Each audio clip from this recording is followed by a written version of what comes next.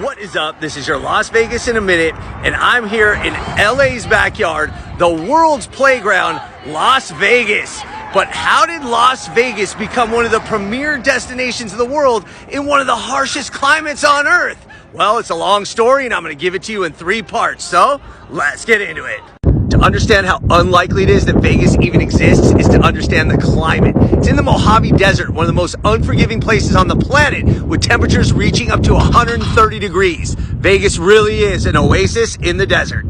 So the first inhabitants of the area were the Paleo-Indian people as many as 12,000 years ago. From there descended the Paiute tribe, who settled here in 700 AD. Now the first European was Rafael Rivera, who was on an expedition for Antonio Armijo to find an old Spanish trail connecting New Mexico and California. He saw the spring-watered meadows, and he named the area Las Vegas, aka the Meadows.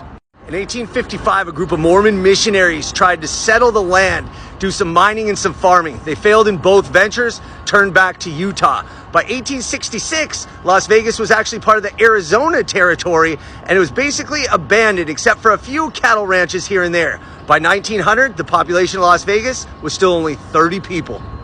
1905 was a watershed year for Vegas as the railroad between Salt Lake City and Los Angeles was completed, and William Clark, who owned the land and the railroad, recognized that Vegas would be a valuable stop because of its natural artesian springs. He organized an auction, sold off the land, and the first casino was actually built in 1905. It was the construction of the Boulder Dam in the 1930s, bringing people, power, and water that made Vegas possible. So the fact is, the demographic that had settled in Vegas was mostly males without attachments to the area.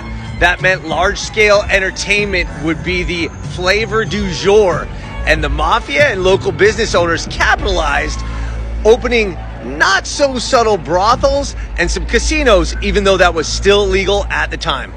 Realizing that gambling would be profitable for local businesses, the Nevada legislature reversed course in 1931 and legalized it. The first legal casinos were here on Fremont Street. It was the Northern Club in 1931, followed soon by the Las Vegas Club and the Hotel Apache. In fact, Fremont Street was the first paved street in Las Vegas and also had the first street light.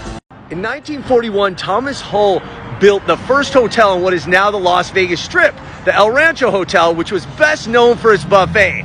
But after World War II, the new era of Las Vegas was ushered in by Meyer Lansky and Bugsy Siegel, who opened the fabulous resort, the Flamingo, which truly set off a new era in Las Vegas. But we'll find out about that in part 2. All right, LA. All right, Vegas. It's been a minute.